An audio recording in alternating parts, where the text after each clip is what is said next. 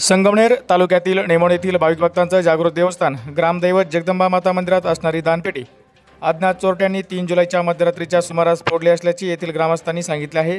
तर त्या दानपेटीतून काही रक्कम देखील अज्ञात चोरट्यांनी चोरवण्यात पोपरा केलाय।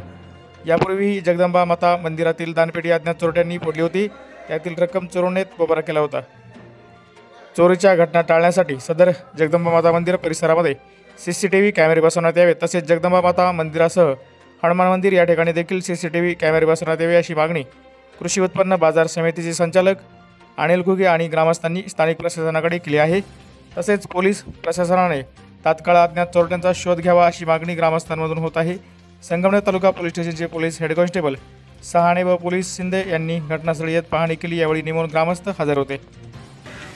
आपल्या निमोण गावामध्ये आपल्या सर्वांचं कुलदैवत जगदंबा माता या मंदिरामध्ये रात्री अज्ञात चोरट्यांनी येऊन चोरी केली। या ठिकाणी आपल्या मंदिरामध्ये ही दुसरी वेळ आहे, कारण असं वाटतंय की आम्ही सगळे गावकऱ्यांनी दोन्ही वेळेस बघितलं तर कोणीतरी जाणून बुजून या ठिकाणी मुद्दाम येऊन चोरी करतंय। रात्री पाठीमागच्या वेळेस दानपेटी फुटली आणि त्यातील काही रक्कम जी दानपेटीमध्ये असेल ती रक्कम चोरीला गेली आणि काही घंट्या आणि काही इतर सामान चोरीला गेलं।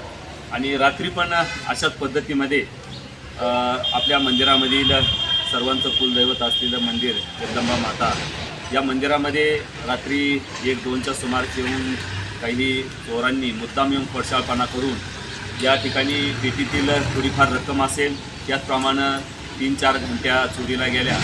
हा प्रकार वारंवार होतोय, कारण याला कुठंतरी आळा बसण्यासाठी आमचे सर्व मंदिरांचे अध्यक्ष ट्रस्ट अध्यक्ष माननीय देवराम हरिघुगे यांनी ग्रामपंचायतला CC कॅमेरा बसवण्याची मागणी केली।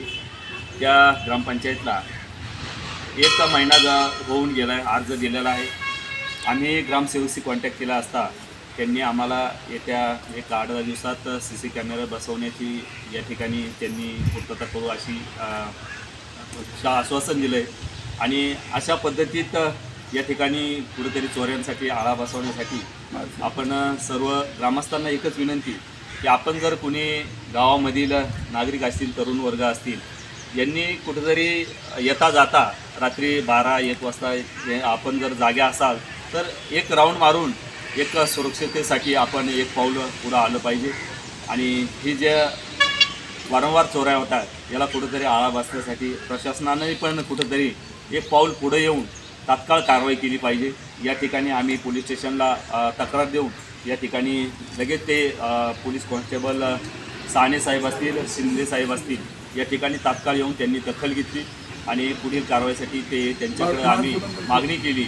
आणि याच पद्धतीमध्ये यातून त्यांनी आता या ठिकाणी आपल्याला ग्रामस्थांना आश्वासन दिले की आम्ही रात्री 1-2च्या सुमारास आम्ही पेट्रोलिंग करून या ठिकाणी मंदिराच्या बाजूला येऊन आम्ही चक्कर मारत जाऊ। गावातही या ठिकाणी ज्या महत्त्वाच्या ठिकाणं आहेत त्या ठिकाणी येऊन आम्ही चक्कर मारू असं आश्वासन त्यांनीही दिलं आहे। आणि ह्या चोरीबद्दल ज्या चोऱ्या झाल्या याचं प्रशासनानं काहीतरी शोधून या ठिकाणी तात्काळ आरोपींना या ठिकाणी अटक करावी अशी आमच्या सर्व ग्रामस्थांची मागणी।